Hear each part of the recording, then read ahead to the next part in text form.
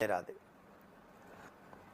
चैत्र मास की कृष्ण पक्ष की एकादशी, जिसे पाप मोचनी एकादशी कहते हैं, इसका बहुत बड़ा महात्म्य है।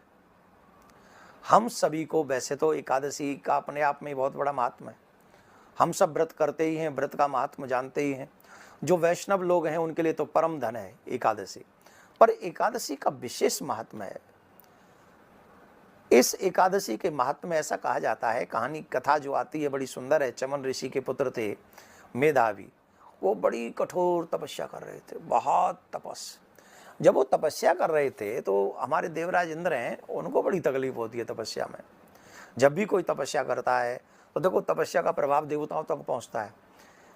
देवराज इंद्र का सिंहासन हिल गया, वो घबरा गया, कहीं ऐसा तो नहीं कि महात्मा जी हमारे सिंहासन को छीनने के चक्कर में हों।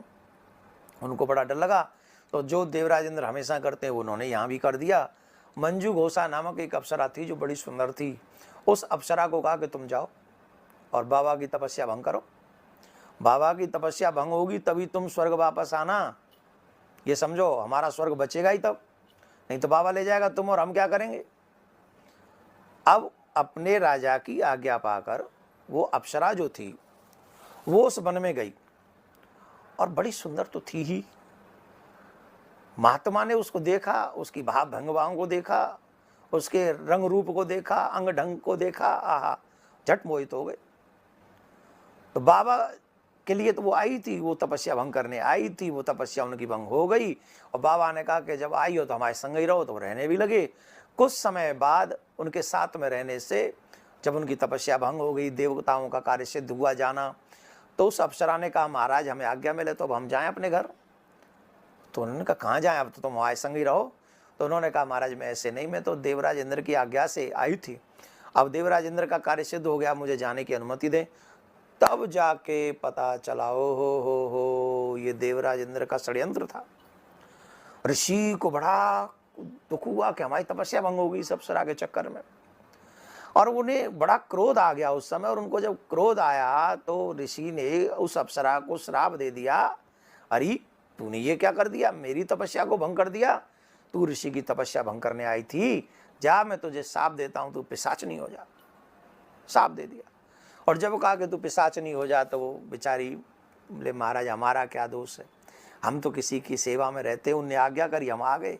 अब आपने जो हमें शाप दे दिया है तो हम उसे स्वीकार कर लेंगे, परंतु महाराज ये पिशाच बहुत बुरी योनि है, पिशाचनी वाली, तो इससे मुक्ति कैसे मिलेगी। आप तो संत हैं, आप तो करुणा के सागर हैं, आप दया करेंगे तो सब कुछ आसान हो जाएगा। मेरे ऊपर भी दया कीजिए।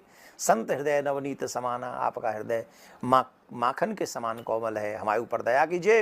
इतनी विनती करने पर ऋषि को दया आ गई और उन्होंने कहा अगर तुम चाहती हो कि तुम इस पाप से मुक्ति मिले तो तुम पाप मोचनी एकादशी के व्रत करो। तुम जब इस व्रत को करोगी तो तुम्हारे सब पाप नष्ट हो जाएंगे।